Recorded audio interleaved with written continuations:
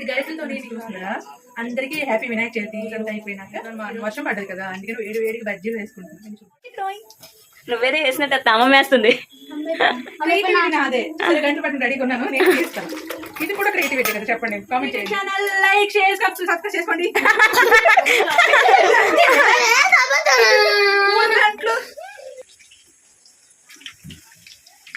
ఇప్పుడు మా చెల్లి తింటున్నావే వేస్తున్నావు